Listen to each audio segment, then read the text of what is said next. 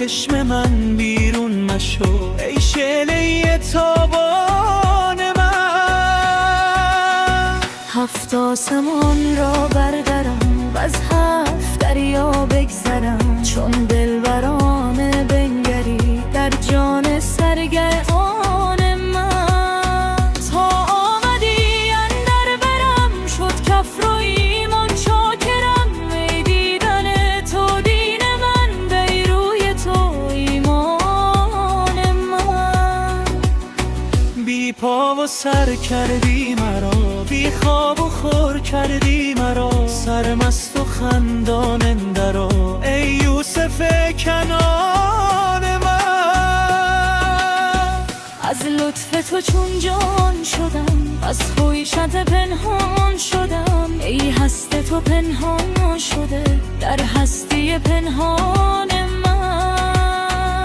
گل جامه در از دست تو، ای چشم نرگس مست تو، ای شاخه ها بست تو، ای باغ بی پایان من. یک لحظه داغم میکشی، یک دم به باغم میکشی، پیش چراغم میکشی تا باشد چشمان من. ای جان پیش از جان ها، بی کان پیش از کان ها، ای آن پیش از آن ها، ای آن من، ای آن من.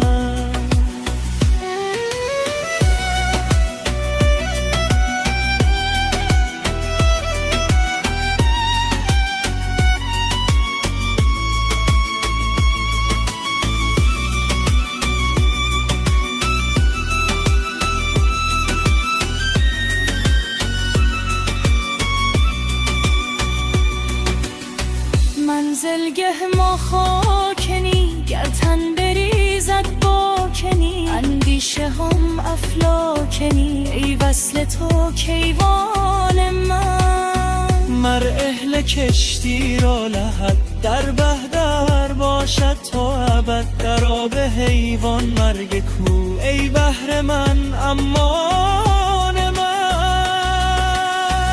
ای بوی تو در آه من، وی آه تو همراه من، بر بوی شاهنشاه من شد رنگ و بو حیران من. جانم چو ذره در هوا، چون شد ز هر صدری جدا، بی تو چرا باشد چرا، ای اصل 4 ارکان من. ای شه صلاح الدین من، رهدان من، رهبین من، ای فارغ از تمکین من، ای برتر از امکان من.